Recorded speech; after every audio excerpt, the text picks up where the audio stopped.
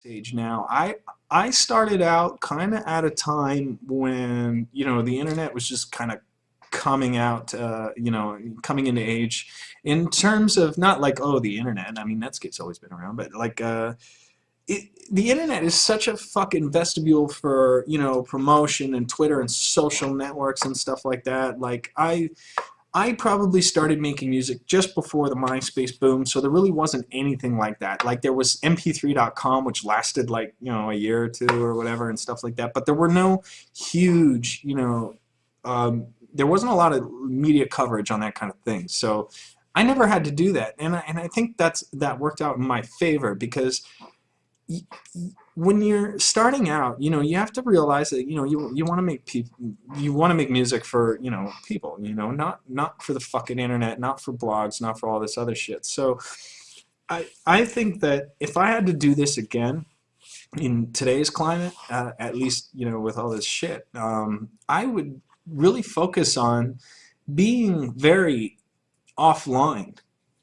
I know it sounds fucking crazy, but there comes a point where you do get online, in terms of like, I've got this fan page and I've got this Facebook that's got all these followers and shit like that. But I mean, don't take your music, and go to a fucking nightclub, meet a DJ, go to a radio station. Like it's still old school as fuck, and I probably get the sound old school as fuck, but honestly, connections made in person are a million billion times more valuable than a fucking spammed link, or an email, or a demo, or so you really need to like do a lot of fucking groundwork. And I'll tell you, actually, you know what? That's how I kind of found out about Sonny. Now I didn't invent fucking Skrillex. Skrillex invented fucking Skrillex. There's no doubt about that. And I mean, his sound from Scary Monsters and Nice Sprites was the same before we even fucking put that album out.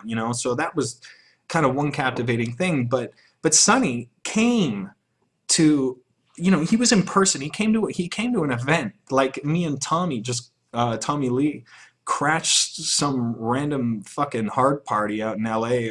I don't think we performed. I think he asked us to perform, and I couldn't. But we were just in the neighborhood, and we're like, fuck it, let's go to this party. I know Gary, no. And then we were all sitting backstage, and then Tommy said, oh, hey, you got to meet this kid, Sonny.